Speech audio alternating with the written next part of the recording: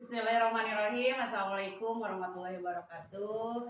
Bertemu lagi bersama saya Emma Rahmaningsi, calon guru penggerak angkatan ke-10 dari SDN 2 Sukahaji, Kecamatan Sukawening, Kabupaten Garut. Kali ini saya tidak sendiri, saya ditemani oleh ibu kepala sekolah saya, yaitu Ibu Hajah Iis Nursyifa Rahayu SPD, yang hari ini dapat membersamai saya dalam sesi wawancara, yaitu salah satu pemenuhan tugas dari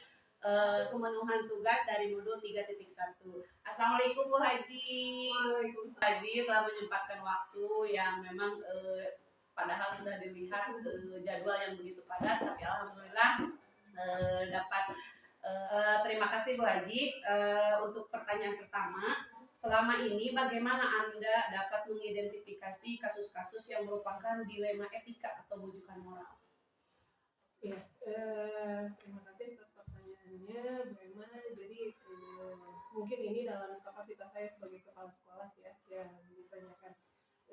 Tapi di luar konteks itu juga guru sebagai pemimpin pembelajaran di kelas itu ada kalanya ini ya saat-saat dimana harus mengambil sebuah keputusan gitu ya. Jadi kan kalau guru mungkin yang dihadapi murid gitu ya, terus kalau kepala sekolah mungkin dalam lingkup yang lebih luas.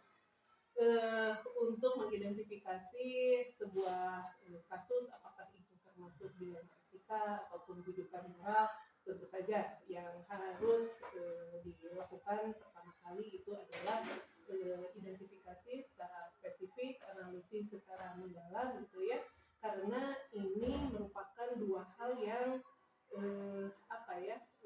berkaitan dengan nilai-nilai kebajikan universal. Ini sebetulnya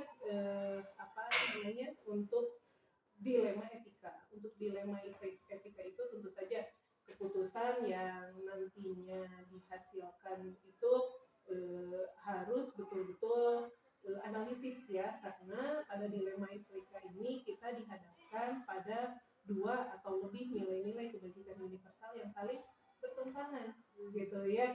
Jadi kalau dalam bahasa guru penggerak itu benar versus benar atau benar lawan benar gitu ya pada dilema etika. Nah, sedangkan untuk bujukan moral ini tentu saja keputusan yang kita ambil itu harus merujuk atau mengacu pada nilai-nilai kebajikan universal. Ini sebetulnya jauh lebih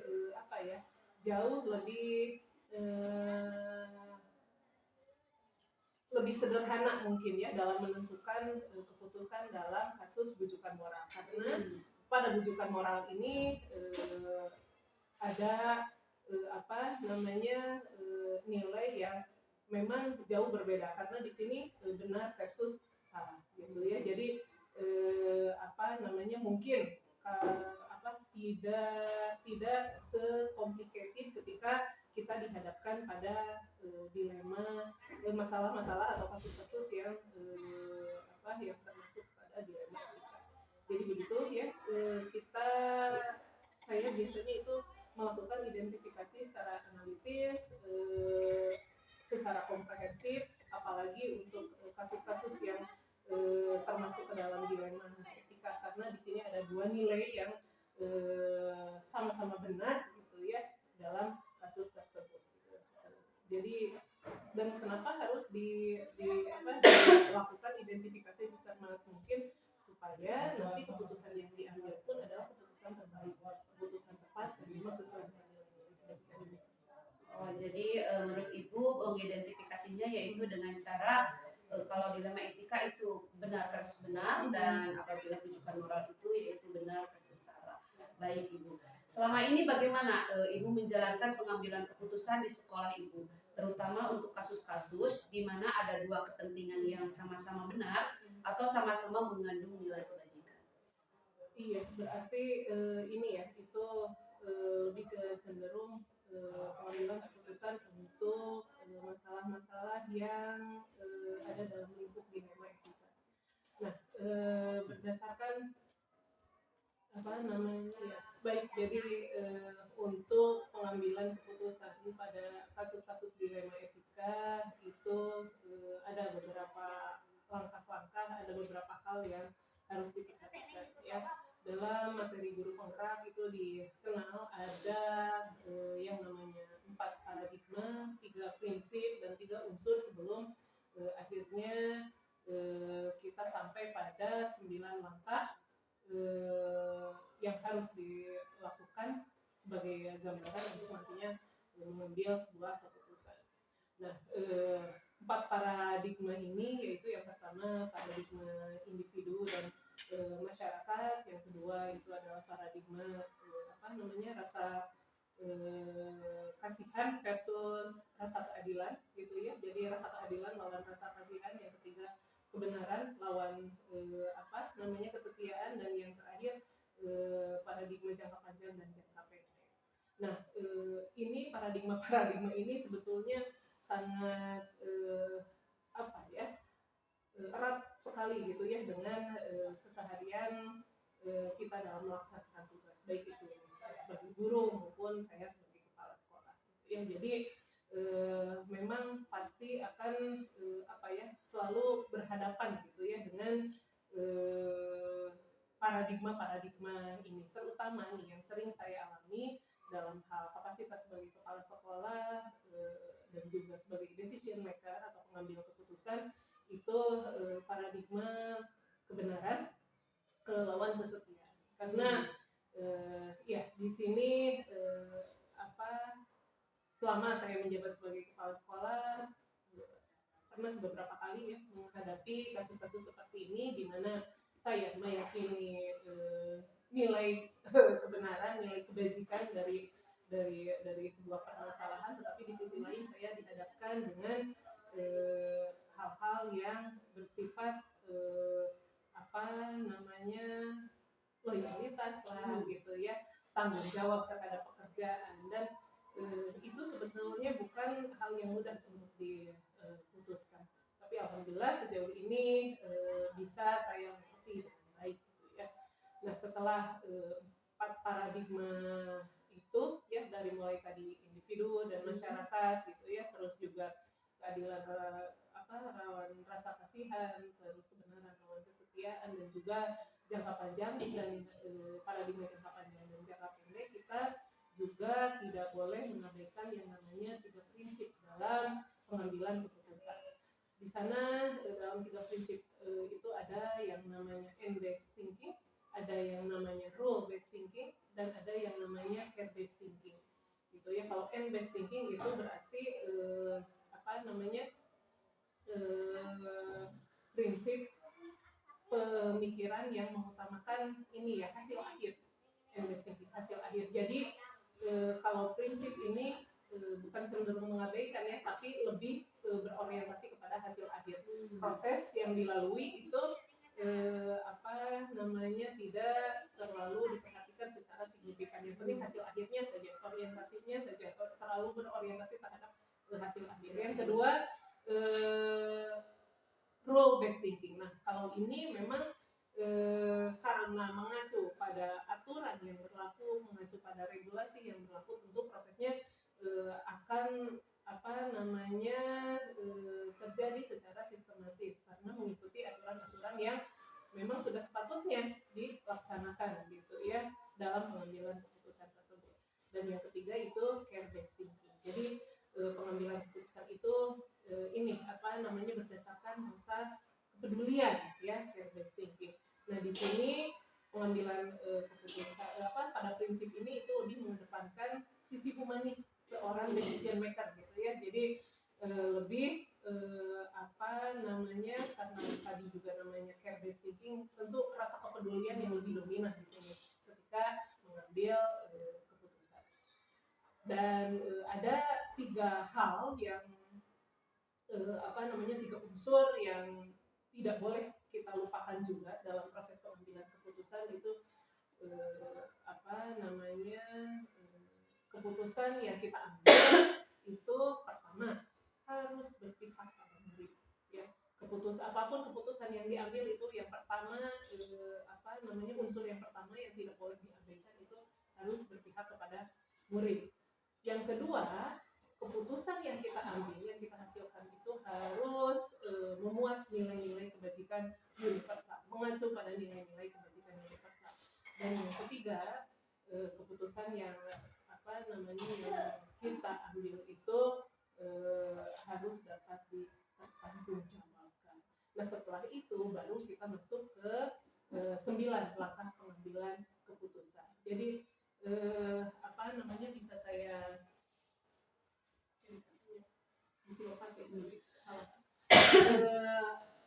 nah, setelah itu kita dari mulai tadi 4 paradigma, 3 prinsip, 3 unsur, itu semuanya mengacu pada 9 langkah pengambilan keputusan, ya. Di mana dalam 9 langkah pengambilan keputusan itu ada langkah-langkah di mana kita harus mengenali nilai-nilai yang saling bertentangan itu apa sih? Apakah nilai keadilan dengan rasa kasihan, apakah kebenaran lawan kesetiaan, apakah itu gitu ya. Jadi disinilah perlunya identifikasi secara analitis itu betul-betul harus dilakukan supaya kita tepat dalam mengambil keputusan gitu ya. Yang kedua, langkah yang diambil itu tentu saja dalam sebuah kasus, dalam sebuah permasalahan ada banyak pihak yang terlibat, ada banyak pihak yang mempunyai peran dalam kasus tersebut. Nah, jadi langkah kedua itu kita harus dapat menentukan siapa saja ini pihak-pihak yang terlibat pada kasus tersebut, gitu ya.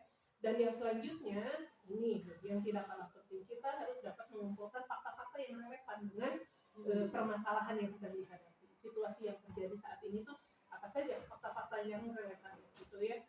Karena nantinya ini akan dijadikan salah satu dasar pertimbangan dalam mengambil keputusan, gitu ya. Yang selanjutnya, nah ini juga tidak kalah penting, itu adalah pengujian benar atau salah. Nah ini ya, apalagi ya kita dihadapkan pada kasus dilema etika saja kan sudah harus teliti gitu ya, apalagi ketika kita melakukan pengujian benar atau salah. Nah selanjutnya tadi selain pengujian nilai benar atau salah juga pengujian paradigma nih gitu ya, pengujian paradigma benar lawan benar, karena dilema etika ini kan dihadapkan pada dua nilai kebajikan yang dua-duanya sama-sama benar gitu ya. Nah selanjutnya ini melakukan prinsip resolusi, investigasi opsi trilema, dan sampai pada akhirnya kita membuat keputusan gitu ya. Tapi jangan lupa setelah membuat keputusan itu harus direfleksi kembali gitu ya, dilihat kembali dan direfleksikan sudah tepatkah keputusan yang kita ambil gitu ya, atau itu 9 langkah pengambilan keputusan. Meskipun 9 langkah yang tadi saya sebutkan itu adalah bukan langkah yang mutlak, tapi setidaknya ini bisa dijadikan acuan atau gambaran ketika kita dihadapkan pada kasus dilema etika, supaya keputusan yang kita ambil itu betul-betul keputusan terbaik, keputusan tepat, dan mengacu pada nilai-nilai kebajikan universal. Oh iya, baik Ibu. Jadi selama ini dalam menjalankan pengambilan keputusan di sekolah, Ibu itu mencakup 4 paradigma, 3 prinsip, 3 unsur, dan yang tadi 9 langkah ya. Terima kasih Ibu. Dan untuknya langkah-langkah atau prosedur seperti apa yang bisa Ibu lakukan selama ini? Ya, tadi sebetulnya sudah diulas ya langkah-langkah yang dilakukan secara prioritas memang tadi yang mengacu pada 9 langkah pengambilan keputusan. Tapi selain itu, selain 9 langkah pengambilan keputusan yang tadi, mulai dari mengenali nilai-nilai yang saling bertentangan sampai akhirnya membuat keputusan dan merefleksikan hasil keputusan tersebut atau keputusan yang diambil, saya juga mengedepankan nilai-nilai kolaborasi dan juga keterbukaan. Jadi karena dalam suatu kasus itu pasti ada pihak-pihak yang terlibat. Tentu saja saya harus membuka dialog terbuka dengan pihak-pihak terkait gitu ya, yang relevan dengan situasi yang terjadi, dengan kasus yang sedang dihadapi, dan juga berkolaborasi gitu ya, berkolaborasi untuk jadi begini, karena dengan kolaborasi itu kunci dari sebuah permasalahan itu yang utama sebetulnya ada yang pertama komunikasi dan yang kedua kolaborasi gitu ya. Nah, menurut saya gitu ya. Jadi ketika kita melaksanakan, ya tadi kan saya sudah sebutkan ada dialog terbuka. Itu merupakan bagian dari komunikasi. Ketika komunikasi sudah terjalin dengan baik, itu tentu akan tercipta yang namanya kolaborasi dan berdasarkan pengalaman gitu ya, apapun masalah yang dihadapi ketika dua unsur ini sudah sudah terjalin, sudah dilaksanakan, itu masalah sebesar apapun gitu ya, atau kasus yang dihadapi sebesar apapun itu alhamdulillah bisa selalu diselesaikan gitu ya. Jadi ada beberapa kasus yang pernah dialami gitu ya, dalam kapasitas saya sebagai kepala sekolah di SD 2 Sukahaji ini, yang melibatkan masyarakat gitu ya, orang tua, komite dan sebagainya. Jadi saya libatkan semuanya gitu ya untuk sama-sama berdialog gitu ya, mengemukakan masing-masing argumentasi mereka sampai akhirnya kita sampai pada tahap pengambilan keputusan, dan alhamdulillah keputusan yang dia hasilkan itu menjadi keputusan yang sifatnya win-win solution, baik untuk semua. Iya. Jadi dari selain dari 9 langkah, yang utama juga adalah komunikasi dan kolaborasi. Iya, baik Ibu. Untuk selanjutnya, hal-hal apa saja yang selama ini Ibu anggap efektif dalam pengambilan keputusan pada kasus-kasus dilema etika? Dalam pengambilan keputusan pada kasus-kasus dilema etika gitu ya, hal-hal yang dianggap efektif dalam pengambilan keputusan. Hal-hal yang dianggap efektif dalam pengambilan keputusan tersebut yang selama ini gitu ya sudah saya rasakan, sudah saya alami. Jadi tentu saja yang pertama itu kita itu harus bisa menganalisis situasi dengan sangat teliti. Karena ini ya di kasus namanya juga dilema gitu ya, tentu ini bukan sesuatu hal yang mudah untuk diselesaikan gitu, apalagi dilemanya ketika kita dihadapkan pada dua nilai kebenaran, dua nilai kebajikan universal yang sama-sama benar gitu ya. Jadi yang pertama itu menganalisis situasi dengan sangat teliti.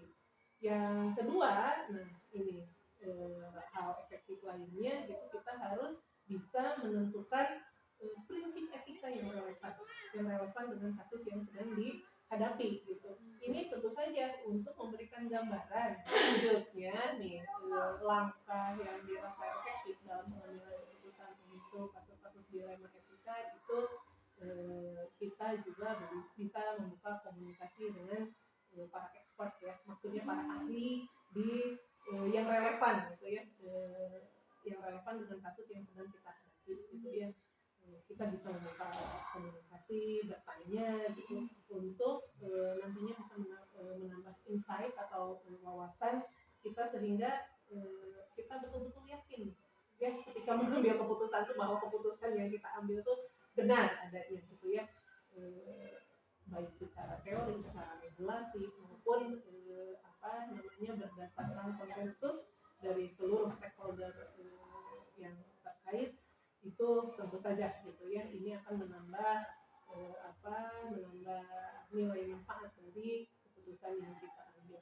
Dan apabila nih ada kalanya ketika kita akan mengambil keputusan itu kita dihadapkan pada situasi yang stuck gitu ya, kita sangat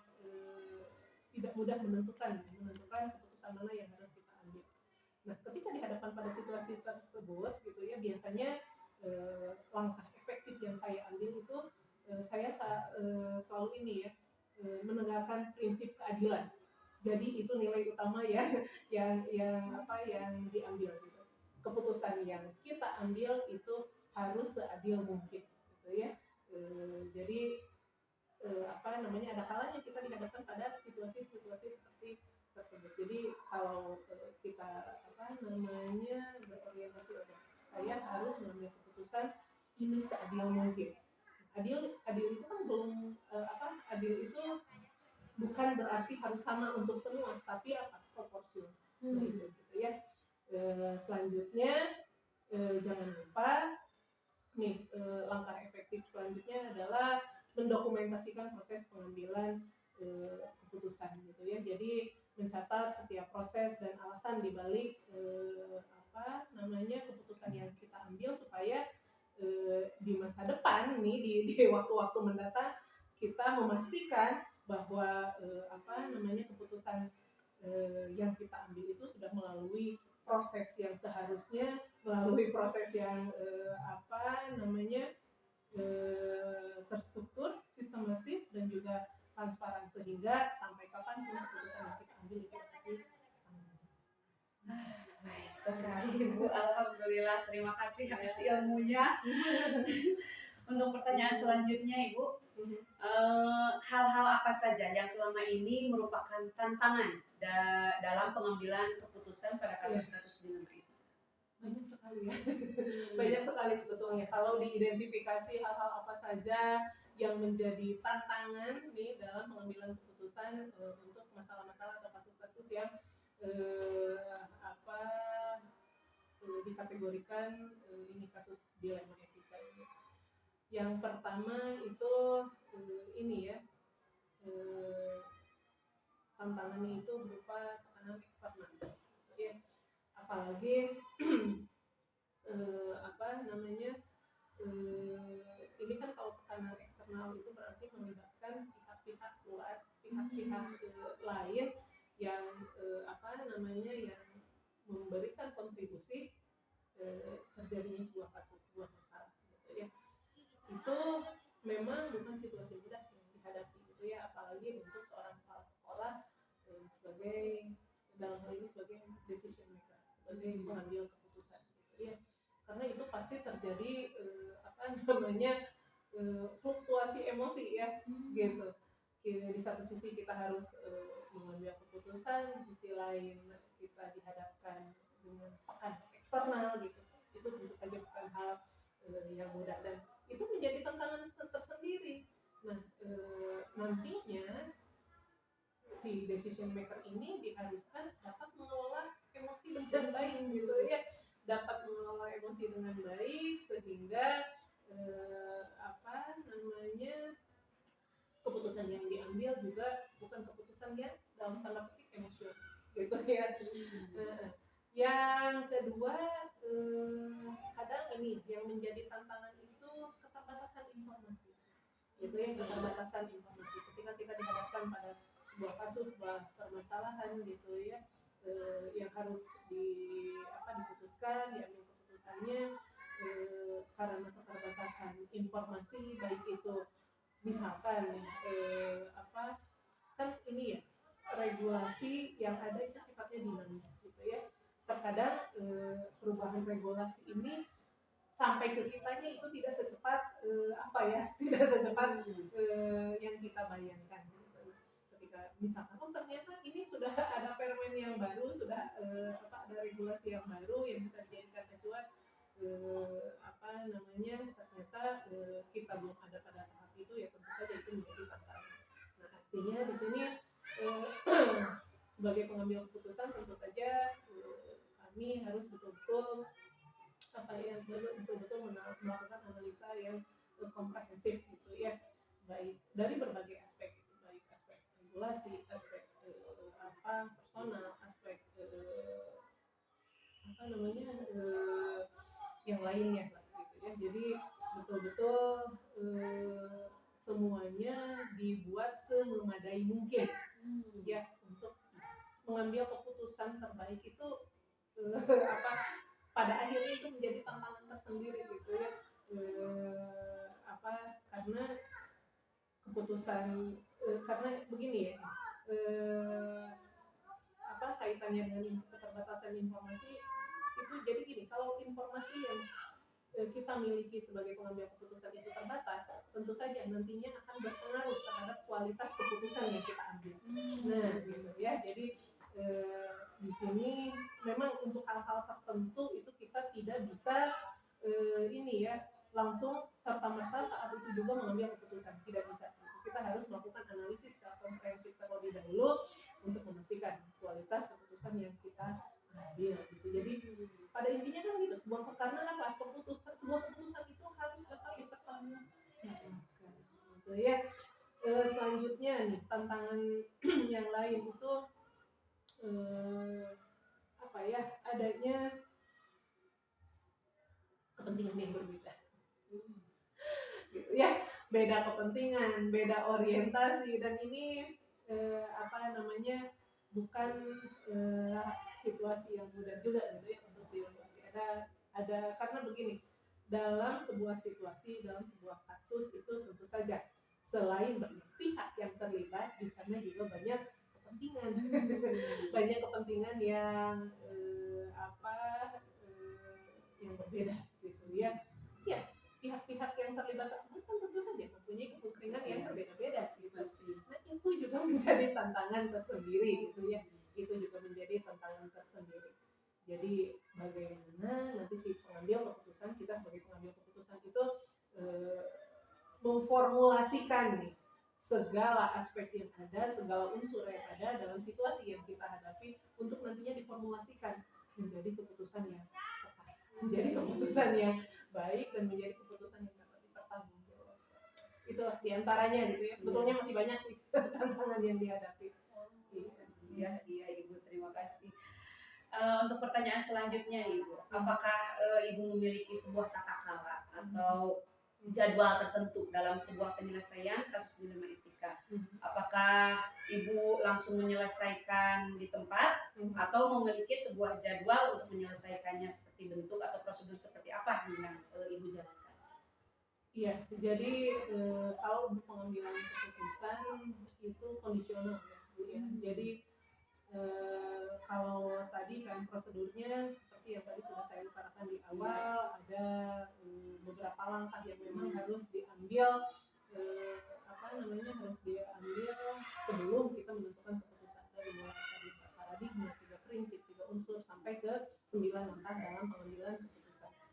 Tapi ada kalanya untuk situasi-situasi tertentu kita harus menentukan atau mengambil keputusan pada saat itu juga gitu ya. Itu untuk kasus-kasus yang sifatnya memberikan gambaran pada nantinya dalam kita mengambil keputusan. Karena hal-hal yang sangat prinsip itu kan biasanya kita jadikan acuan, kita jadikan indikator. Tentu saja kita harus bisa menentukan prinsip etika mana gitu ya yang relevan dengan kasus yang sedang dihadapi, supaya nantinya dapat memudahkan kita, memberikan gambaran kepada kita dalam pengambilan keputusan.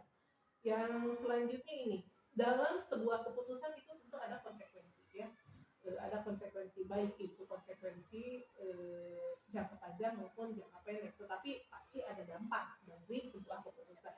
Nah, yang harus kita pikirkan selain dampak jangka pendek gitu ya, tentu dampak jangka panjang dari sebuah keputusan yang kita ambil gitu ya. Karena ini apalagi untuk hal-hal yang menyangkut keberlangsungan layanan pendidikan di sekolah. Tentu harus betul-betul kita pikirkan gitu ya, harus tidak boleh diabaikan konsekuensi jangka panjang dari keputusan yang kita ambil. Misalnya kita menentukan sebuah program yang akan dilaksanakan oleh peserta didik gitu ya, baik itu kokurikuler maupun ekstrakurikuler. Nah, di sini kan tentu saja akan ada banyak pihak yang terlibat, selain guru, siswa, kepala sekolah. Di sini orang tua juga mengambil peran gitu ya. Nah, misalkan nih kita kan berharap ya, misalnya ini untuk program kokurikuler, ada beberapa program pembiasaan yang dilaksanakan di sekolah.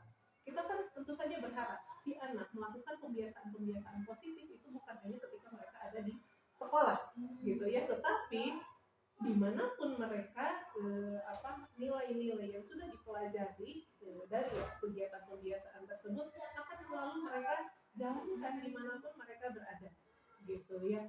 Nah ini tentu saja bukan hanya ketika mereka usianya SD, tetapi sampai mereka dewasa nanti, sampai dalam jangka waktu yang sangat panjang, ini harapannya bisa terus melekat. Misalkan nih kebiasaan buang sampah gitu ya pada tempatnya, kebiasaan hal-hal yang sifatnya religius gitu ya, kebiasaan kita di sini punya program pembiasaan sholat duha. Nah harapannya kan bukan hanya ketika mereka berada di sekolah saja, tetapi ketika mereka libur sudah besar nanti ini akan berdampak gitu ya. Jadi memberikan dampak positif dan bisa dilaksanakan oleh siswa kapanpun, dimanapun gitu ya. Dan ketika mereka sudah besar nanti, sudah dewasa nanti gitu. Atau misalkan saya bisa berikan contoh kasus satu lagi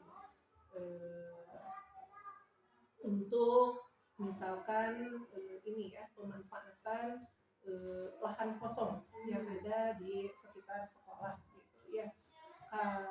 Kita bisa menjalin kolaborasi dengan beberapa stakeholder gitu ya, stakeholder terkait untuk pemanfaatan lahan kosong daripada terbengkalai tidak mempunyai nilai guna, nilai manfaat, lebih baik kita bisa manfaatkan untuk kegiatan-kegiatan siswa gitu ya, kegiatan-kegiatan positif yang bermanfaat. Ini kan tentu saja dampaknya tidak akan kita rasakan saat ini saja, tetapi dalam jangka waktu yang sangat panjang, yang sangat lama, mungkin selama sekolah ini berdiri, selama sekolah ini bisa eksis, ada keberadaannya diakui, tentu itu akan dirasakan, selalu dirasakan manfaatnya gitu ya. Yang selanjutnya, tadi saya sudah spill sedikit, sudah singgung sedikit, libatkan stakeholder gitu ya. Itu adalah langkah yang berdasarkan pengalaman saya itu adalah langkah yang sangat efektif gitu ya. Ketika kita bisa menjalin komunikasi dengan berbagai pihak, dengan stakeholder terkait, itu kolaborasi yang terjalin wah luar biasa gitu ya, luar biasa dampaknya dan luar biasa manfaatnya gitu ya. Libatkan stakeholder dalam pengambilan keputusan, karena jadi nanti gini ya, keputusan yang dihasilkan, keputusan yang diambil itu sifatnya firm gitu. Jadi kalau dalam bahasa Indonesia itu sifatnya tuh keputusan yang kuat karena mendapatkan dukungan dari berbagai pihak gitu ya. Jadi diharapkan karena ini untuk kebermanfaatannya untuk bersama gitu ya, untuk banyak orang, bukan hanya untuk guru, siswa ataupun kepala sekolah saja yang ada di sekolah, tapi untuk seluruh warga sekolah gitu ya. Jadi keputusan yang diambilnya juga ini ya, kuat gitu. Nah, selanjutnya ini kita juga harus selalu ini ya, mengevaluasi konsistensi moral gitu ya. Jadi ini dari keputusan yang kita ambil nih, nilai kebajikan yang utama, yang mendominasi, yang mencerminkan dari keputusan kita ini sudah sampai sejauh mana gitu ya, secara moral, secara etik gitu, apakah dapat dipertanggungjawabkan. Nah itu jadi biasanya saya juga selalu mengevaluasi konsistensi moral, maksudnya dari nilai-nilai yang nantinya ada terkandung dalam keputusan yang saya ambil gitu ya, sampai sejauh mana nilai ini dapat dapat dipertanggungjawabkan dan mewarnai gitu ya keputusan yang dibuat gitu. Mungkin itu hanya beberapa saja sih gitu ya, langkah-langkah yang dirasa efektif gitu ya dalam pengambilan keputusan untuk kasus-kasus ini. Urgen, harus diselesaikan segera, harus diambil keputusan segera gitu ya. Jadi kalau tadi pertanyaannya adakah tata kelola, sebetulnya tidak ada ya, karena situasi yang kita hadapi ini juga kan tidak sama, pasti berbeda-beda gitu ya. Jadi untuk apa namanya, untuk waktu atau terjadwal misalkan tidak ada sih gitu ya, itu sifatnya kondisional. Namun gitu ya, apa namanya, seurgen apapun tetap keputusan yang diambil itu harus setidaknya melewati apa namanya, melewati langkah-langkah secara prosedural yang tadi saya apa saya bahas, saya ungkapkan gitu. Namun tetap harus mengacu pada nilai-nilai kebaikan yang berasal. Jadi tidak ada ini ya, tidak ada alasan ada ini harus segera diputuskan, tapi ternyata keputusan yang diambil itu tidak dapat dipertanggungjawabkan. Jangan sampai seperti itu gitu ya. Tidak mengabaikan. Jangan sekali-kali mengabaikan apa nilai-nilai kebajikan dalam sebuah pertanyaan selanjutnya Ibu, adakah seseorang atau faktor apa yang selama ini mempermudah atau membantu Ibu dalam pengambilan keputusan dalam kasus-kasus dilema etika? Iya, kalau seseorang tentu saja ini ya, selama jadi begini, tadi kan sudah diungkapkan bahwa dalam setiap kasus, dalam setiap apa namanya situasi itu pasti ada pihak-pihak yang terlibat gitu ya, dan semua pihak yang terlibat itu mempunyai peranan masing-masing gitu ya. Nah ini juga merupakan faktor-faktor yang membantu saya dalam apa nantinya mengambil keputusan. Nah faktor lainnya itu seperti halnya begini ya, untuk tadi kalau pertanyaannya seseorang gitu, di sekolah itu ada guru, bahkan siswa sendiri juga bisa menjadi apa, bisa menjadi seseorang yang membantu gitu ya, membantu saya dalam mengambil keputusan. Bukan hanya guru, tapi itu tadi kuncinya, komunikasi dan kolaborasi. Jadi siapapun itu dapat memiliki kontribusi, dapat memberikan kontribusi atas situasi yang sedang kita hadapi untuk nantinya diambil keputusan.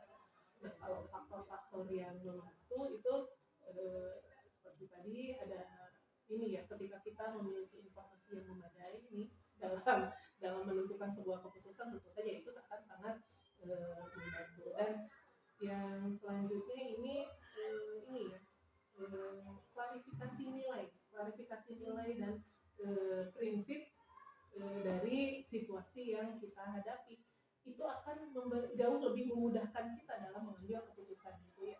Ketika kita dihadapkan pada situasi suatu kasus dilema etika, kita tadi kan itu setelah mengidentifikasi tentu kita akhirnya bisa mengklarifikasi, oh di sini dan pada kasus ini ada nilai kebenaran ini aku pak ini jadi makan distrek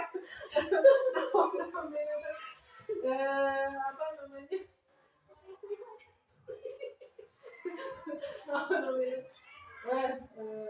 nah ketika kita dihadapkan pada sebuah kasus dilema etika, tentu saja setelah tadi melakukan identifikasi secara analitis, kita nantinya akan sampai pada tahap klarifikasi nih. Sebetulnya ada nilai apa pada kasus ini, gitu ya? Keadilankah, tanggung jawabkah, percaya dirikah, integritas-kah, gitu ya?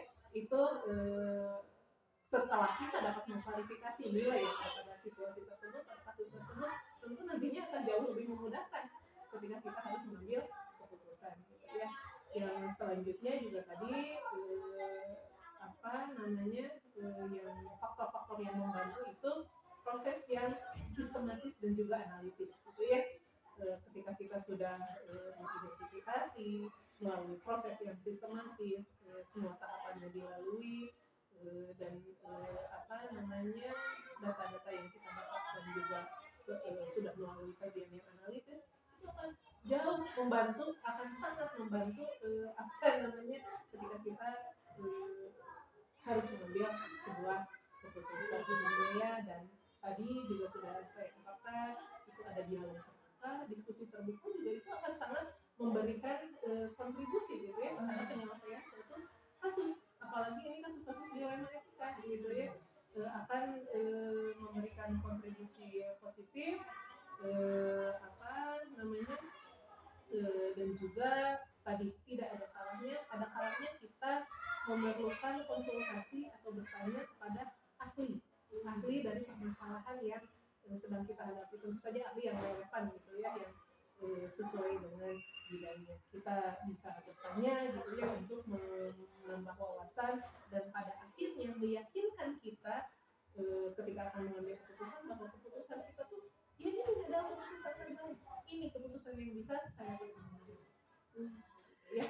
Ibu, saya sangat tercerahkan sekali, tapi saya masih agak bingung tadi menurut Ibu, ya seseorang yang mampu dapat membantu mengambil keputusan itu berhubungan dengan murid.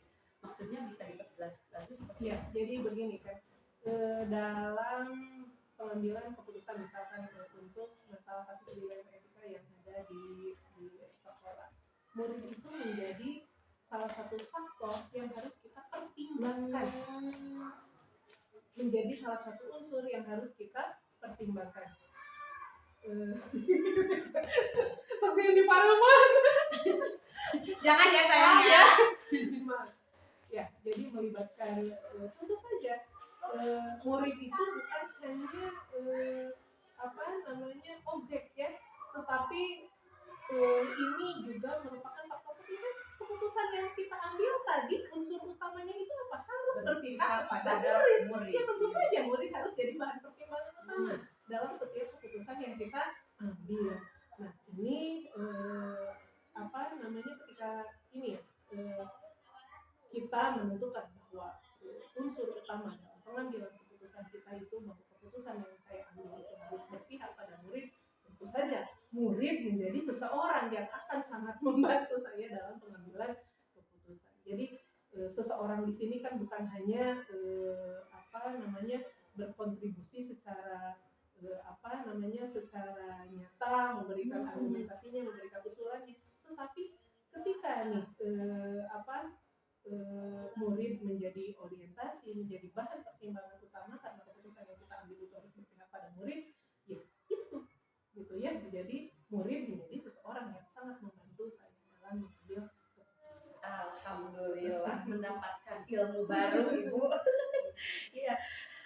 Untuk pertanyaan terakhir nih Ibu, dari semua hal yang telah disampaikan, pembelajaran apa yang dapat Ibu petik dari pengalaman Ibu dalam mengambil sebuah keputusan dilema etika?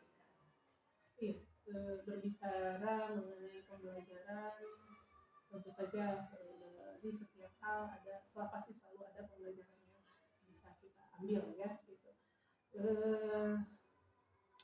Pembelajaran dalam pengambilan keputusan untuk kasus-kasus dilema etika ini banyak sebetulnya ya. Di antaranya saya lebih harus lebih sistematis, harus lebih analitis gitu ya dalam melakukan identifikasi terhadap situasi yang terjadi atau kasus yang terjadi gitu, supaya nanti keputusan yang diambil juga keputusan yang tepat. Yang kedua, ini pembelajarannya dari setiap kasus yang dihadapi itu saya bisa menjalin komunikasi dan kolaborasi dengan berbagai pihak yang nantinya manfaatnya bukan hanya berhenti pada kasus itu saja, tetapi akan memiliki dampak jangka panjang gitu ya. Sekolah bisa menjalin hubungan baik gitu ya dengan berbagai pihak. Tentu saja ini akan memberikan kontribusi yang sangat positif, yang sangat besar untuk sekolah gitu ya ke depannya. Jadi tidak berhenti sampai di kasus itu saja gitu ya. Misalkan kita berkolaborasi dengan pihak-pihak atau aparat dari pemerintahan desa gitu ya. Kita berkolaborasi dengan orang tua, komite, tentu saja kan tidak akan berhenti pada kasus yang sedang dihadapi saja, tetapi dampaknya akan kita rasakan dalam jangka waktu yang panjang gitu. Dan yang ketiga ini berdasarkan pengalaman gitu ya, pembelajaran yang saya ambil dalam kasus-kasus pada dilema etika ini. Jadi ini ya yang saya rasakan itu ketika keputusan yang kita ambil telah setelah melalui rangkaian proses yang tadi saya sebutkan gitu ya, dari mulai paradigma 3 prinsip sampai 9 pokok keputusan, itu ada perasaan apa ya, ada perasaan lega gitu ya, karena kita yang meyakini keputusan yang kita ambil itu keputusan yang terbaik, keputusan yang dapat dipertanggungjawabkan, dan keputusan yang memang sudah mengacu pada nilai-nilai kebajikan universal. Jadi kita tidak ada perasaan feeling guilty gitu ya ketika keputusan itu sudah diambil gitu. Jadi setelah melalui rangkaian proses tadi, kita sangat yakin, oh iya, keputusan ini sudah tepat, keputusan ini sudah merupakan keputusan yang terbaik. Alhamdulillah Ibu, akhirnya sesi wawancara saya telah selesai. Terima kasih atas ilmunya, banyak sekali pembelajaran yang hari ini saya dapat. Saya jadi lebih tahu bagaimana cara mengambil keputusan yang lebih baik, dan saya juga mengetahui bagaimana hal-hal yang dianggap efektif yang tadi sudah Ibu terangkan, dan juga mengetahui bagaimana cara Ibu berkolaborasi dengan stakeholder yang ada. Itu semua menambah hasanah keilmuan saya dalam mengambil sebuah keputusan. Terima kasih atas waktunya, terima kasih atas ilmunya, terima kasih atas sharingnya.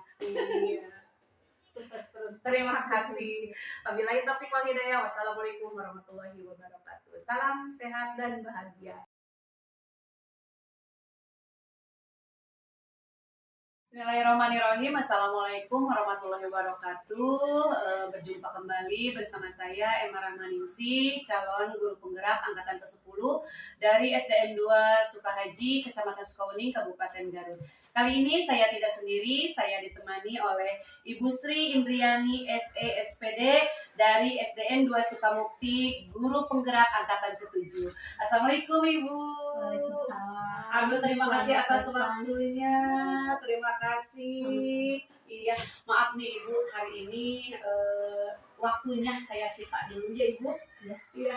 Tujuan saya ke sini, yang pertama saya adalah untuk silaturahmi. Yang kedua mungkin ini adalah sebagai saya akan mewawancarai Ibu sebagai salah satu pemenuhan dari tugas modul 3.1 dari serangkaian tugas dari calon guru penggerak angkatan ke-10. Terima kasih atas waktunya, dan maaf sekali saya kesini ingin berbincang-bincang.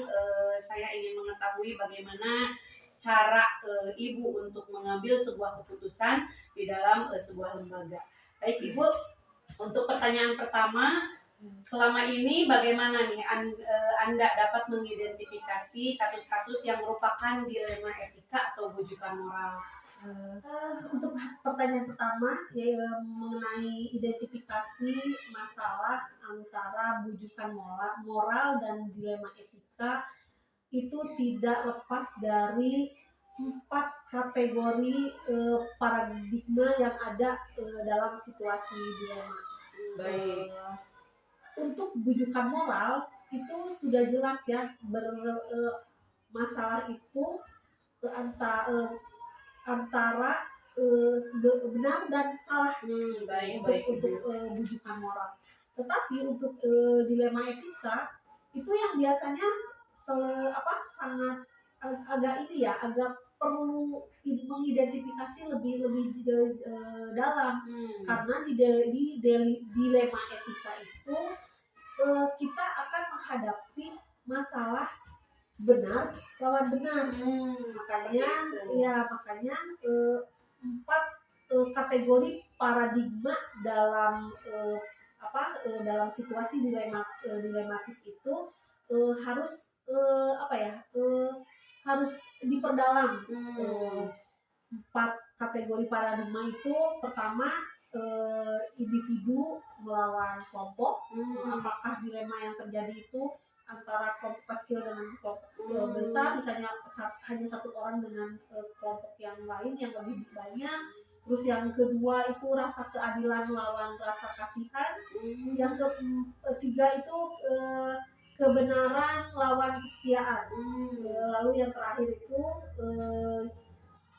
jangka pendek lawan jangka panjang. Nah, itu 4 kategori yang memang perlu didalami agar nanti dalam mengidentifikasi mana nih sebenarnya gitu, apakah ini masuk ke bujukan moral atau ke dilema etika. Tapi jelas kalau untuk bujukan moral itu memang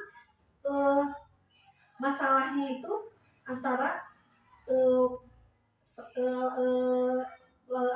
benar dan salah. Tapi kalau untuk dilema etika itu biasanya mengandung masalah yang benar lawan benar, antara kasihan gitu, antara misalnya ini teh benar tapi di sisi lain bagaimana nih gitu, ada apa ya, rasa kasihan atau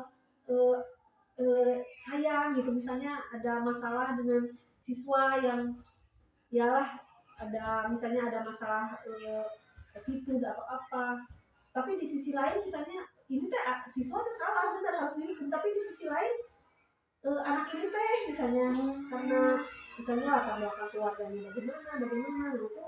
Nah itu biasanya yang agak perlu apa ya, benar-benar dicari dulu akar permasalahannya seperti apa, agar nanti dalam menyelesaikannya juga bisa lebih lebih tepat dan bisa memang menyelesaikan masalahnya dengan baik. Oh iya, jadi menurut Ibu mengidentifikasi kasus dilema etik itu benar lawan benar ya, dan membedakan bujukan moral itu benar lawan salah. Ya, terima kasih Ibu. Untuk pertanyaan selanjutnya, selama ini bagaimana nih Ibu menjalankan pengambilan keputusan di sekolah, terutama untuk kasus-kasus di mana ada dua kepentingan yang sama-sama benar dan juga sama-sama mengandung nilai kebajikan. Nah, untuk pertanyaan kedua, jadi keputusan yang sering saya ambil itu tidak lepas dari 3 prinsip keputusan yang meliputi prinsip berpikir berbasis rasa peduli. Terus yang kedua itu prinsip berpikir berbasis peraturan. Yang ketiga itu prinsip berbasis hasil akhir.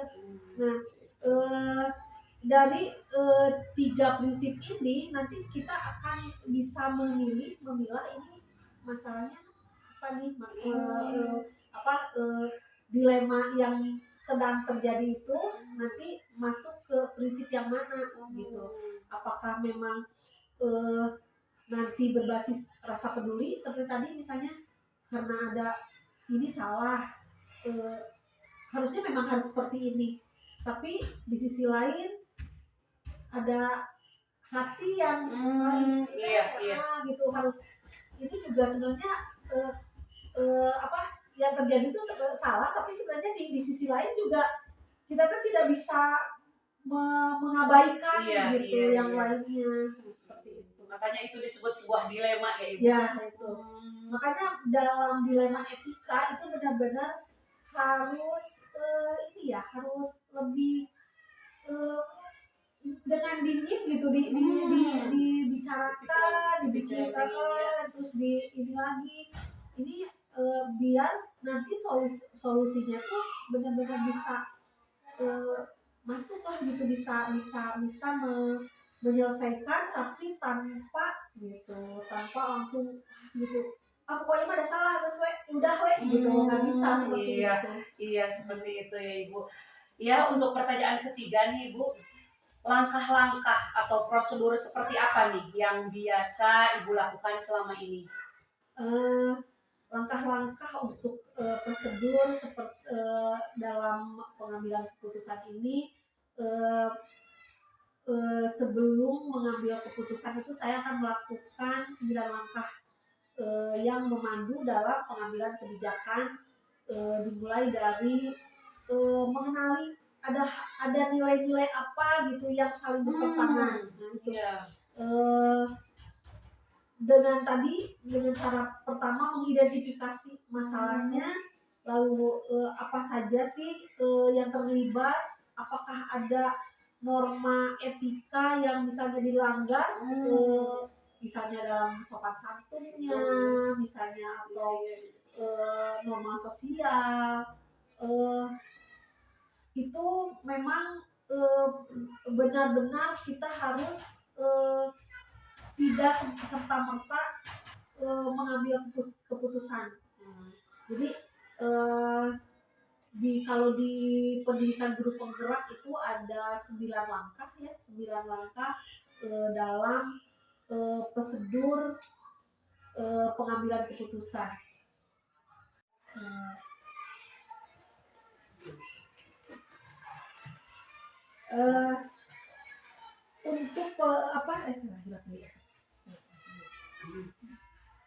Untuk langkah-langkah dalam prosedur pengambilan keputusan yang selama ini saya lakukan itu tidak terlepas dari 9 prinsip pengambilan keputusan. Pertama, mengenali bahwa ada nilai-nilai yang bertentangan dalam situasi tertentu. Yang kedua itu menemukan siapa yang terlibat dalam situasi tersebut. Lalu yang ketiga, mengumpulkan fakta-fakta yang relevan dengan situasi tersebut. Selanjutnya, pengujian benar atau salah. Terutama pengujian misalnya apakah ini ada pertentangan antara uji regulasi, misalnya apakah ada hal-hal misalnya pelanggaran kode etik. Sementara kalau untuk yang pengujian paradigma benar dan benar untuk langkah selanjutnya, jadi itu langkah yang kelima itu yang pertama tadi pengujian benar atau salah. Benar. Lalu yang selanjutnya pengujian paradigma benar lawan benar. Itu biasanya berada pada kondisi tertentu di mana pilihan keputusan itu sama-sama dianggap benar gitu. Makanya itu perlu sekali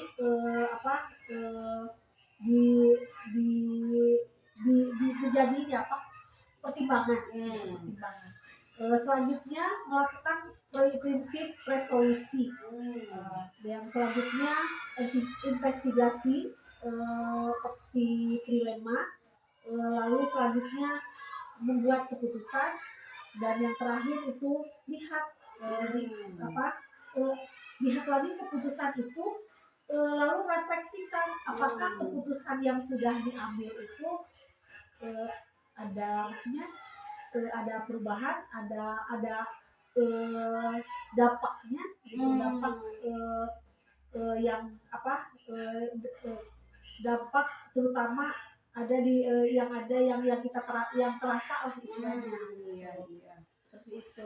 Jadi yang Ibu lakukan dalam membuat atau dalam langkah-langkah dalam mengambil keputusan selama ini di lembaga adalah dengan cara 9 langkah ya, seperti itu. Baik Ibu, untuk pertanyaan selanjutnya nih, hal-hal apa saja yang selama ini Anda anggap efektif dalam pengambilan sebuah keputusan pada kasus-kasus dilema etika? Untuk hal-hal yang dianggap efektif ya dalam melakukan pengambilan keputusan itu, pertama tadi identifikasi masalah apa sih yang sedang terjadi, lalu selanjutnya siapa aja yang terlibat, terus kira-kira dampaknya yang sekarang sedang dirasakan dan kemudian hari, jadi istilahnya dimusyawarahkan lah dengan semua yang terlibat. Nah, untuk metodenya itu saya biasanya mengambil teknik coaching. Gitu. Jadi kalau dengan menggunakan teknik coaching, ya istilahnya seperti ini ya, ngobrol dari hati ke hati lah gitu. Jadi diajak ngobrol dengan nanti ditanya ada apa sih sebenarnya ini masalahnya.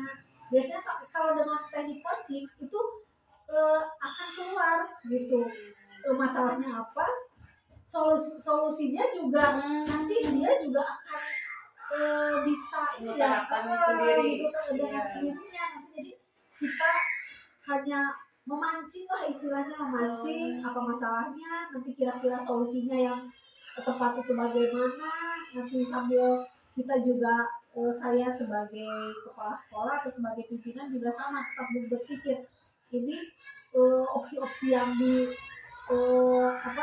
diberikan itu seperti apa nih. Bisa juga dengan mengajak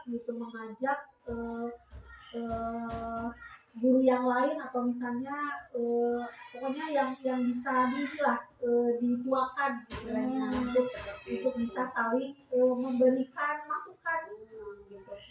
Bisa juga dengan menggunakan keterampilan kompetensi sosial emosional gitu. Karena ya tadi kalau dilema etika itu biasanya nantinya akan berhubungan dengan ya tadi perasaan gitu, antara sayang, antara kasihan gitu kan, itu biasanya yang seperti itu. Jadi benar-benar kita harus cepat mengambil nanti keputusannya apa agar menghasilkan win-win solution lah istilahnya. Oh, jadi yang dianggap efektif itu menurut Ibu adalah identifikasi, yang selanjutnya yaitu berupa musyawarah, dan metodenya yaitu teknik coaching sendiri, dan menggabungkan dengan keterampilan emosional sosial ya, seperti itu. Baik Ibu, untuk selanjutnya hal-hal apa saja nih yang selama ini merupakan tantangan dalam pengambilan sebuah keputusan pada kasus-kasus dilema etika? Yang menjadi tantangan itu adalah menilai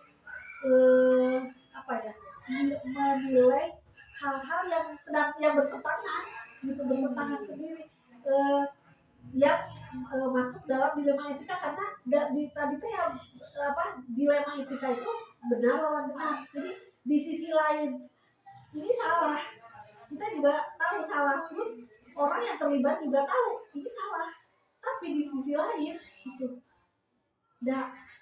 kalau misalnya ditarik lagi ke belakang, ini terjadinya karena sesuatu hal yang memang iyalah kadang mau melibatkan juga perasaan, kasihan, atau misalnya karena kalau siswa misalnya karena latar belakang siswa misalnya siswa yang iyalah melanggar attitude lah, etika misalnya. Kadang kita suka di hati teh, kita kok bisa sih kok gini gitu. Tapi di sisi lain si anak ini tuh karunia gitu, kasihan. Misalnya dilihat lagi, keluarganya misalnya tidak lengkap atau inilah jadi kurang bimbingannya. Terus ya tadi, jadi terus akhirnya kan ya itu tadi, kita harus benar-benar berpikir dingin gitu ya. Tidak langsung ini salah, ini gitu enggak, tapi benar-benar harus dicermati masalahnya apa, yang terlibat apa, nanti bisa juga minta bantuan lagi lah ke orang lain gitu, bisa ke guru senior, bisa misalnya orang tua atau apa yang kira-kira memang bisa memberikan masukan. Baik Ibu. Untuk pertanyaan selanjutnya nih, apakah Ibu memiliki sebuah tata kala atau jadwal tertentu dalam sebuah penyelesaian kasus dilema etika ini? Dan apakah Anda langsung menyelesaikannya di tempat atau memiliki sebuah jadwal untuk menyelesaikannya? Bentuk atau prosedur seperti apa nih yang Ibu jalankan? Sebenarnya kalau untuk tata kala dalam sebuah permasalahan itu situasional lah istilahnya. Jadi biasanya kalau misalnya masalahnya memang harus segera diselesaikan, ya mau tidak mau ya harus segera gitu. Jadi bisa aja pas begitu kejadian langsung gitu ya, dilihat dulu apa gitu, ini masalahnya apa gitu, nanti dengan yang terlibat, terus ada orang lain yang mudah-mudahan misalnya ada lagi orang lain yang menjadi eh, apa ya istilahnya mengetahui duduk permasalahannya dan di situ juga diselesaikan.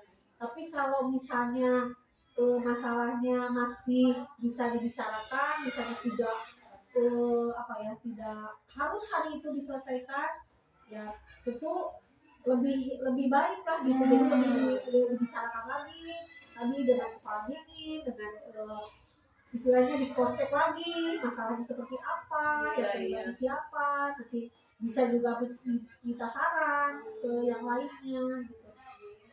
Jadi memang komunikasi itu penting. Yang pertama itu komunikasi, terus kolaborasi, dan menjaga hati yang tetap dingin, tidak emosional gitu kalau menghadapi masalah-masalah baik itu dilema etika ataupun rujukan moral. Baik Ibu, aduh terima kasih pengalamannya ini sangat luar biasa.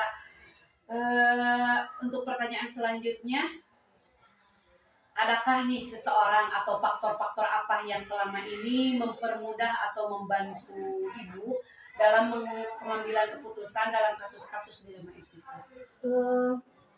Untuk yang mempermudah kami, saya gitu, kami khususnya di SD 2 Sukamukti itu pertama guru-guru.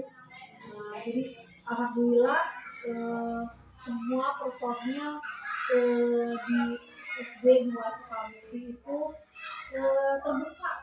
Jadi saling apa ya?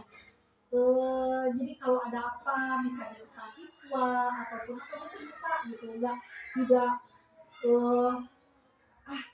ini mah ada kelas sendiri gitu, ke kelas saya udah ke saya lah gitu, enggak seperti itu. Dan termasuk juga sayanya sendiri gitu, saya selalu open minded lah istilahnya, membuka apapun itu gitu, masukan ataupun segala sesuatu yang terjadi gitu, di baik itu di dalam lingkungan sekolah ataupun di luar sekolah. Jadi kalau kebetulan ya guru-guru itu kan orang setempat gitu di sini gitu, jadi dekat-dekat lah gitu rumahnya. Jadi kalau ada apa-apa misalnya yang terjadi itu selalu ada komunikasi, ibu ini gitu. Dan saya juga selalu membuka gitu, apapun itu bentuknya, pendapatnya, masukannya itu selalu selalu dijaga lah gitu. Terus selanjutnya saya juga selalu menjalin komunikasi baik itu komite ataupun misalnya orang tua. Jadi kebetulan kan ada beberapa orang tua yang sering gitu ke sekolah antar anaknya, jadi saya juga kadang ngobrol gitu. Jadi enak lah gitu, jadi kita bisa lebih mengetahui lah istilahnya bagaimana anak-anaknya di lingkungan rumahnya gitu, seperti itu. Juga pada kepada para stakeholder. Jadi kalau ada masalah, apalagi kalau masalah-masalah yang misalnya berhubungan yang lebih luas ya, tentunya saya selalu berkomunikasi dengan pengawas gitu, kepada dengan ya pokoknya mah semua orang yang memang berada di di institusi gitu ya, baik di lingkungan sekolah ataupun di luar sekolah. Jadi Ibu sangat menjunjung tinggi nih ya komunikasi, keterbukaan, kolaborasi, dan juga musyawarah. Dan tentunya faktor yang mendukung adalah semua stakeholder yang ada di lembaga ini ya. Baik Ibu, dari semua hal yang telah disampaikan nih, pembelajaran apa yang dapat Ibu petik dari pengalaman Ibu dalam mengambil keputusan dilema etika? Dari pelajaran yang saya petik dari pengalaman-pengalaman selama saya berada di SD 2 Sukamukti itu, jika kita menghadapi masalah dilema etika ataupun rujukan moral, pertama ya tadi berpikir jernih, berpikir dingin, eh, tidak emosional gitu, terus membuka komunikasi bagi siapapun, baik itu guru-guru, orang tua, juga pada siswa. Nah, jadi agar terjalin jadi nggak ini gitu, nggak ada batasan segan gitu ya atau gimana, enggak gitu seperti itu. Eh, dari apa-apa yang saya alami selama ini itu yang jadi sampai hari ini saya berada di SD 2 Sukabukti, terus nyaman, terus apapun masalahnya pasti selesai lah gitu, dan menghasilkan win-win solution lah gitu ya, nggak pernah ada yang jadi sakit hati atau gimana. Jadi eh, dengan kita membuka komunikasi, berkolaborasi seperti tadi, jadi enak lah gitu, nggak jadi tidak ada gini ya, ini pimpinan tapi ini bisa jadi rekan, bisa jadi adik, bisa jadi kakak gitu, jadi bisa masuk kemana aja, kita bisa ngobrol apapun gitu, bisa curhat apapun, karena saya sendiri kan sama gitu ya, banyak kekurangan, mungkin juga melakukan hal-hal yang mungkin bukan mungkin ya, pasti salah gitu, tapi ya dengan kita terbuka, berhati dingin, terus tadi menjalin komunikasi yang baik, semua bisa diatasi dengan baik. Masya Allah, terima kasih Ibu atas semua jawabannya. Ini merupakan pengalaman yang terbaik buat saya, dan salah satu menjadi role model kepala sekolah yang baik, yang nantinya mungkin saya dari jawaban-jawaban Ibu nanti saya akan mencoba mengimplementasikan serta merealisasikannya. Semoga apa-apa yang menjadi yang kita bicarakan nanti menjadi pemicu buat saya, agar saya lebih baik dalam memutuskan sebuah atau mengambil keputusan dalam menghadapi sebuah masalah. Terima kasih Ibu. Kita sudah di akhir sesi wawancara. Terima kasih atas semua pengalamannya, terima kasih atas semua nasihatnya. Ya, terima kasih Ibu. Akhirnya kita sudah berada di penghujung acara di sesi wawancara kali ini. Ketemu lagi di lain kesempatan. Wabillahi taufiq wal hidayah. Wassalamualaikum warahmatullahi wabarakatuh. Salam dan bahagia guru penggerak. Tergerak, bergerak, menggerakkan.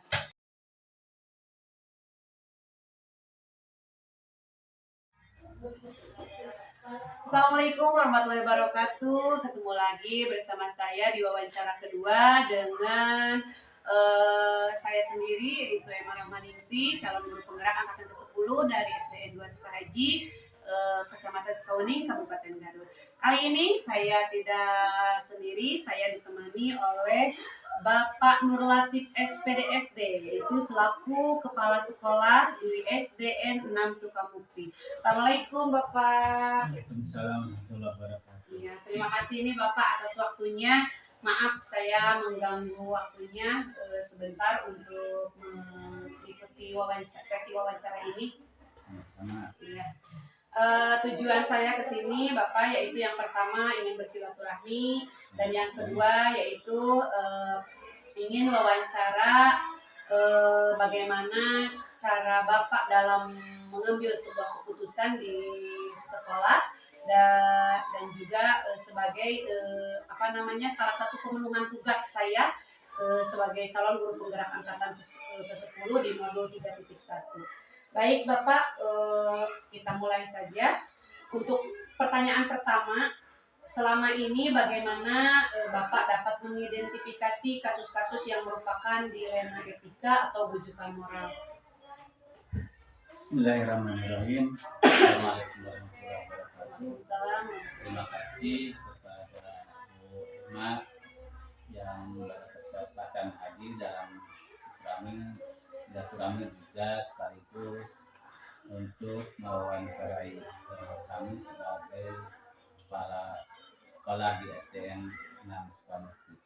Baik, akan mencoba, mudah-mudahan jawaban ini bisa memenuhi apa yang diharapkan sesuai dengan pertanyaan tersebut.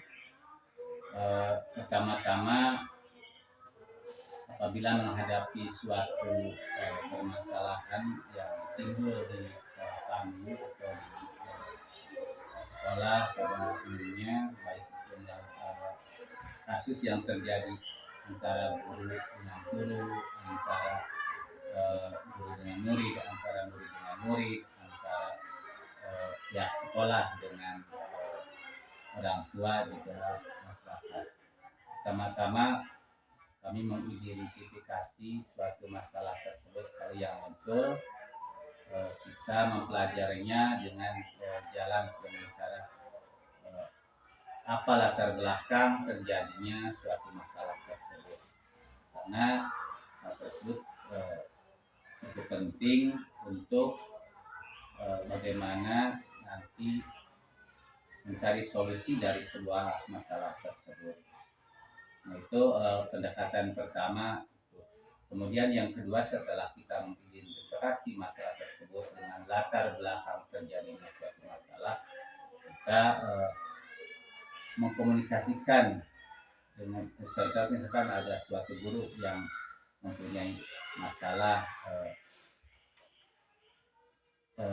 problematika moral tersebut, kita ada pendekatan dulu dengan guru tersebut yang mempunyai masalah.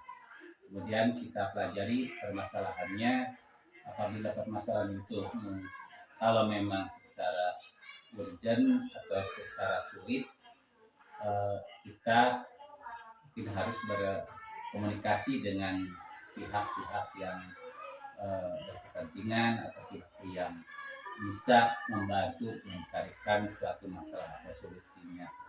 Pertama, kita dengan rekan sejawat, dengan para guru, apakah masalah tersebut memang terjadi hanya secara pribadi atau memang itu dengan sesama guru atau dengan yang lainnya. Itu dulu mungkin yang bisa disampaikan dalam mengatasi masalah. Kemudian setelah kita ada gambaran untuk mencari sebuah solusi, barulah kita dikomunikasikan solusinya kepada orang atau guru tersebut. Baik Bapak, berarti hal terpenting dari mengidentifikasi kasus ini adalah menurut Bapak mengetahui dulu latar belakang, mengidentifikasi, dan yang terutama yaitu mengkomunikasikan, ya. Baik, yang selanjutnya Bapak, selama ini bagaimana Bapak menjalankan pengambilan keputusan di sekolah Bapak, terutama untuk kasus-kasus di mana ada dua kepentingan yang sama-sama benar, atau yaitu sama-sama mengandung nilai kebajikan. Untuk mengatasi sebuah permasalahan yang sama-sama memang penting, sama-sama harus segera diselesaikan, baik itu secara spontan atau secara jangka panjang, kita memang harus secara rinci mengetahui dua permasalahan tersebut. Nah, di perbandingan dari kedua masalah tersebut, mana yang lebih dulu harus segera diselesaikan dan mana yang bisa kedua atau di belakang setelah permasalahan yang paling harus segera diatasi. Karena mungkin semuanya permasalahan itu harus diatasi atau harus dikomunikasikan atau dilaksanakan dan dituntaskan. Jadi mana dulu yang lebih prioritas, mana dulu yang harus segera diselesaikan, dan penyelesaiannya seperti di awal tadi, kita memang memerlukan apakah memerlukan bantuan dari rekan atau kalau bisa diatasi, tidak perlu misalkan dikomunikasikan yang lain karena segera permasalahannya tidak begitu sulit, tetapi harus segera dilaksanakan, ya kita langsung mengambil inisiatif. Tapi kalau memang harus, karena ini misalkan kompleks atau perlu dengan masukan dari orang lain, masukan dari rekan itu kita komunikasikan. Kalaulah bisa diatasi oleh guru kepala sekolah sendiri itu kepala sekolah. Tetapi memang suatu masalah itu ada informasi atau komunikasi dan lain. Tapi dalam pengatasan itu tergantung masalah tersebut, apakah itu memang perlu dikomunikasikan dengan yang lain atau hanya langsung diatasi oleh kepala sekolah itu sendiri. Baik, jadi skala prioritas yang paling Ya. utama ya menurut Bapak. Oke, menurut Bapak langkah-langkah atau prosedur seperti apa yang biasa Bapak lakukan selama ini dalam mengambil sebuah keputusan? Yang kami biasa laksanakan di sekolah, kalaulah muncul suatu masalah, kita diidentifikasi ada beberapa masalah-masalah mungkin karena yang namanya sekolah atau yang namanya orang pasti punya masalah. Tapi masalah itu apakah berhubungan dengan kegiatan atau secara pribadi gitu. Itu bagi kita memang perlu diidentifikasi permasalahan tersebut. Kan yang menyangkut sekolah kita dikomunikasikan dengan warga sekolah. Kalau misalkan suatu masalahnya itu secara pribadi, kita selain mengetahui latar belakang masalah tersebut, juga kita mengadakan pendekatan dengan secara personal dengan guru atau salah seorang yang mempunyai masalah. Itu mungkin yang biasa dilaksanakan. Kemudian nanti dalam mengatasi suatu masalah atau menindaklanjuti masalah tersebut yang telah tadi dikatakan itu memang apakah bisa diatasi oleh kepala sekolah sendiri atau perlu dengan orang lain.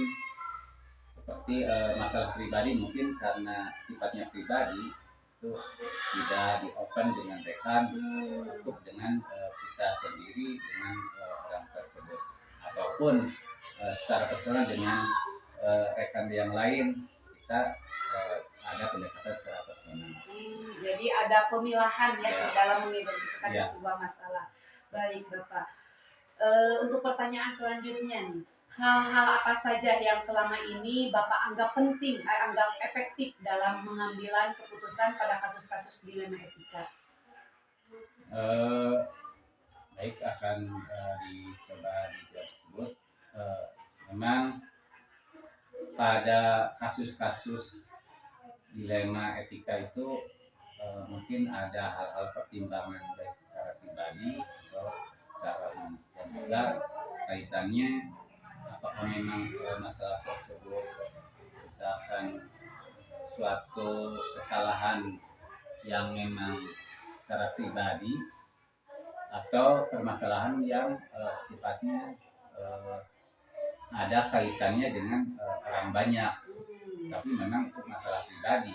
Nah, masalah tersebut memang kita harus agak hati-hati, terutama kita dengan etika dalam penyelesaian masalah tersebut menggunakan etika yang memang cukup lumayan, karena yang namanya permasalahan pribadi atau etika secara pribadi ada yang misalkan memalukan atau misalkan kesalahan yang fatal yang perlu memang diatasi. Sebab kalau tidak diatasi mungkin akan jadi kendala atau jadi hambatan dalam kegiatan atau pelaksanaan tugas.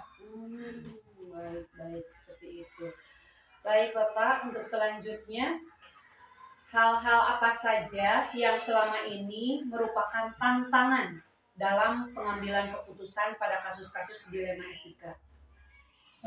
Dalam pengambilan keputusan pada kasus dilema etika itu memang ada misalkan terkait dengan masalah itu, apakah itu secara intern atau dengan di luar.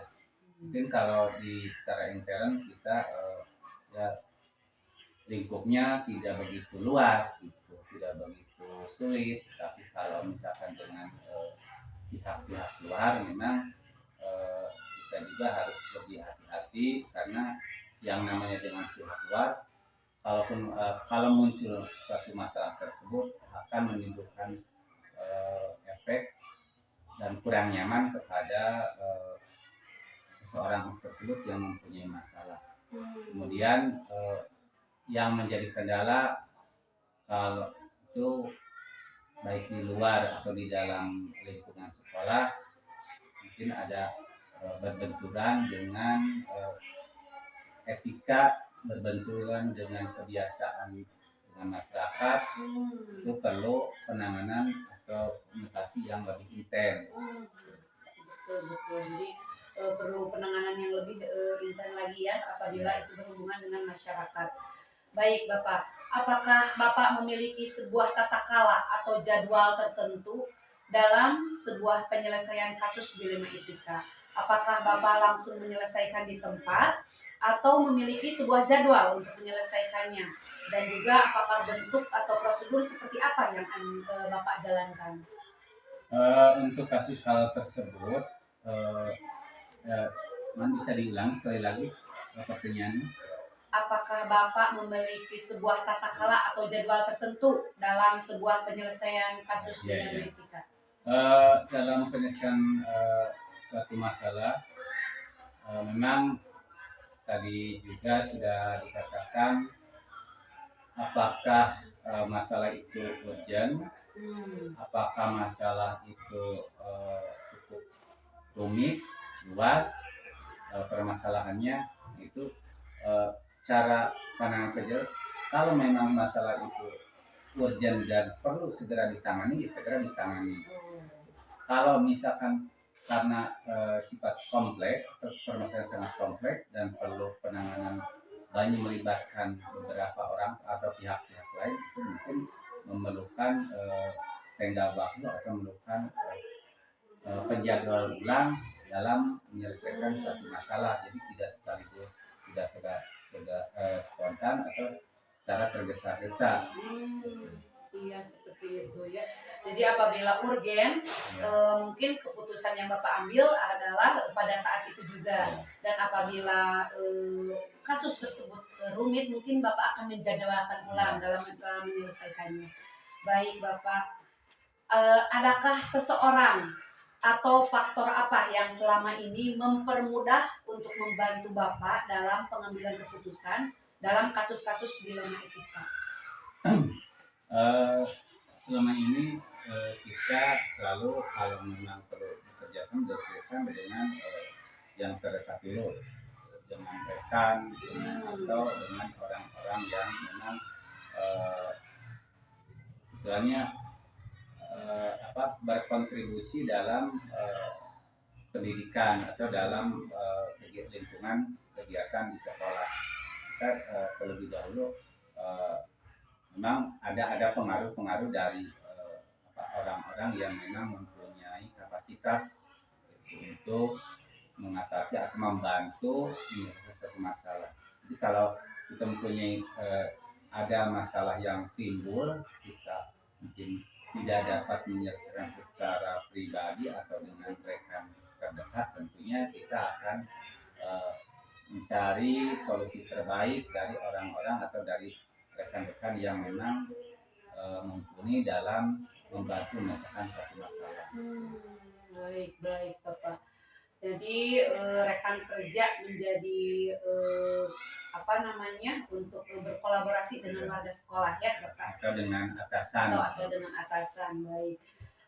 Bapak, dari semua hal yang telah disampaikan, pembelajaran apa yang dapat Bapak petik dari pengalaman Bapak dalam mengambil sebuah keputusan dilema etika?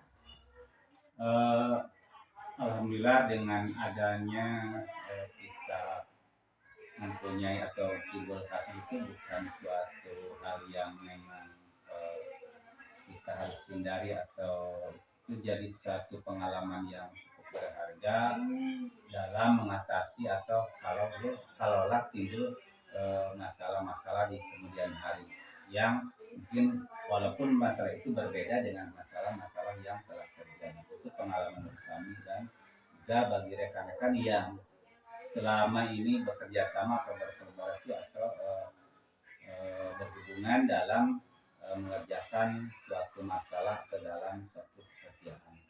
Iya, berarti menjadi pengalaman berharga Iya. ya jadi buat Bapak. Baik Bapak, kita sudah mencapai sesi akhir dari wawancara ini. Terima kasih atas semua pengalaman dan semua jawaban yang Bapak utarakan. Ini menjadi sebuah acuan buat saya bagaimana saya nanti dalam mengambil sebuah keputusan, dan juga dari pengalaman Bapak nanti saya akan mencoba untuk merefleksikan bagaimana nantinya bagaimana saya akan mengidentifikasi atau mendalami dalam pendalaman sebuah kasus. Terima kasih atas waktunya Bapak. Wabillahi taufiq wal hidayah. Wassalamualaikum warahmatullahi wabarakatuh. Waalaikumsalam warahmatullahi wabarakatuh.